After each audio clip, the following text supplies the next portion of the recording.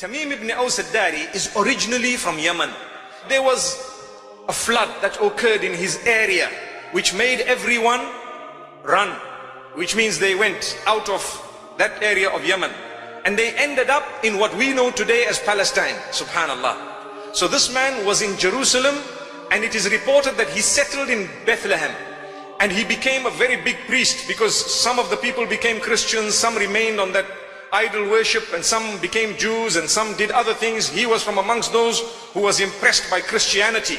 So he became a Christian, and he became a priest, and he became a monk, and he used to teach the people in the monastery, and he did so much. And he says, I used to teach people about Christianity. I used to try and search for the original teachings of the Bible, the Old Testament, the Torah and the Injil. And he says, one day I had a journey to be made.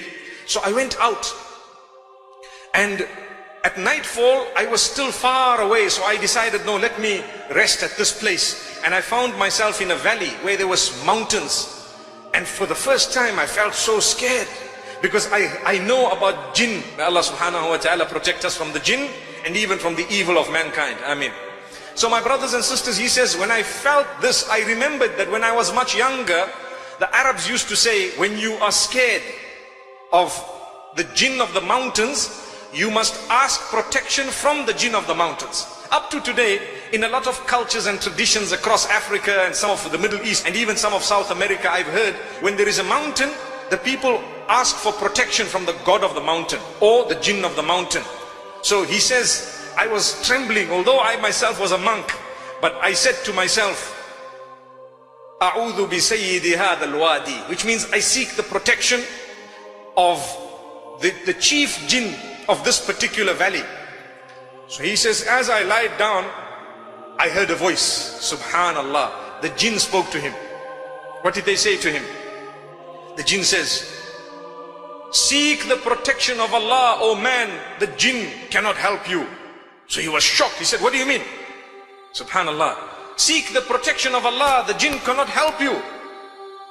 And he was surprised. The jinn says, there is a messenger from amongst the unlettered who has come out in Mecca, and he has brought a book, the completion of the Old and New Testaments. It is the final testament. He has come out, we have heard it, and we have accepted the message. The man was shocked. So he said, A'udhu Billah, I asked the help of Allah, and so on. And he slept the night, and he started recalling that in his books, in the testaments, he had read about this messenger who was going to come. And the description was that of Medina Munawwara. So he's trying to add the two together. The following day he got up and he went back to his area. He went straight to the chief monk and he asked him, look, this is what happened to me last night. He says, it is very true. There should be a messenger. It's about time he has come out, and he will probably be in that area. So he says, I started gathering some of my friends, and we gathered a group of people. It was the 9th year of Hijrah. And subhanallah, he says, we arrived in Medina Munawwara. We looked at Rasulullah sallallahu alaihi wasallam, and immediately I told him, I bear witness you are the messenger. Allah is one. There we are. Subhanallah. So who invited him to Islam? It was the jinn. Subhanallah. Tamim al-Dari. Tamim al-Dari. Constantly we're worried Islam